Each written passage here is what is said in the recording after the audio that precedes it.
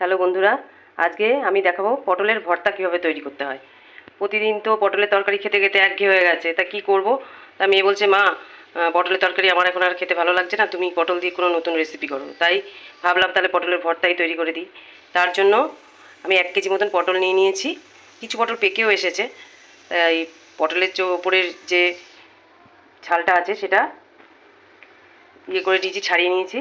আর পটলের চোকলাগুলো কাটিনি, কারণ পটলের চোকলাতে অনেক খাদ্যগুণ থাকে, তার জন্য আর কাটিনি।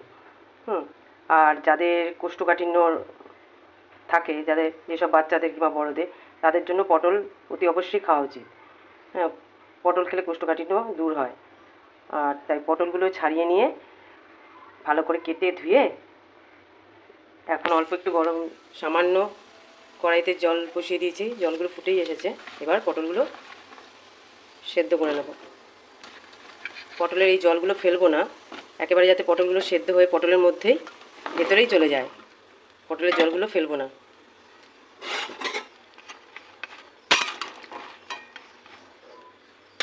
একটা ঢাকনা দিয়ে আস্তে আস্তে করে সেদ্ধ হবে।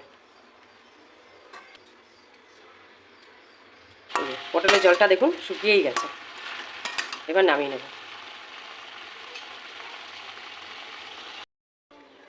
পটলগুলো পেস্ট করে রেডি।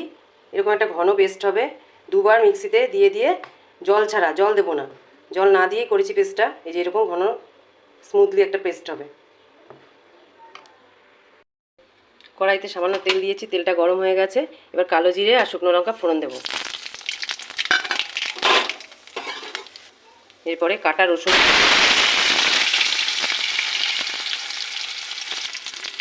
সামান্য ভাজা হয়ে আসলে পেঁয়াজগুলো ছেড়ে দেবো।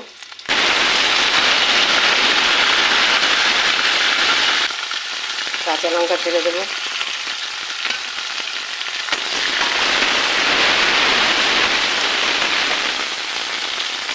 ভালো করে লাল লাল করে ভাজতে হবে।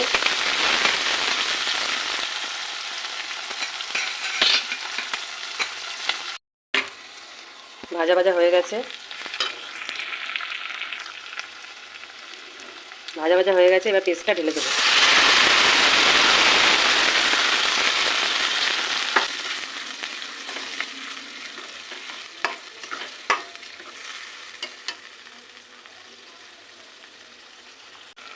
এবার এর মধ্যে দিয়ে দেবো স্বাদ অনুযায়ী লবণ,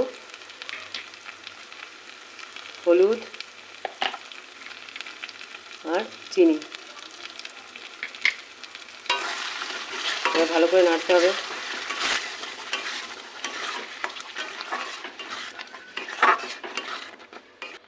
অনেকটা টেনে শুকিয়ে আসবে, তখন নামাতে হবে।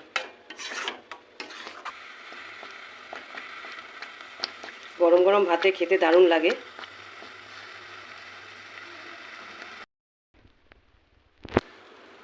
ভর্তাটা রেডি হয়ে গেছে।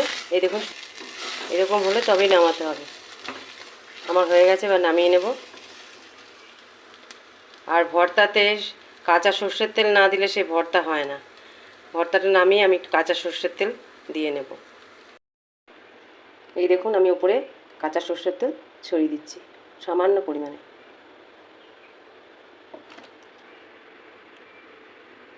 ভর্তা তৈরি। পটলের ভর্তা ভিন্ন স্বাদে, ভিন্ন রকমের।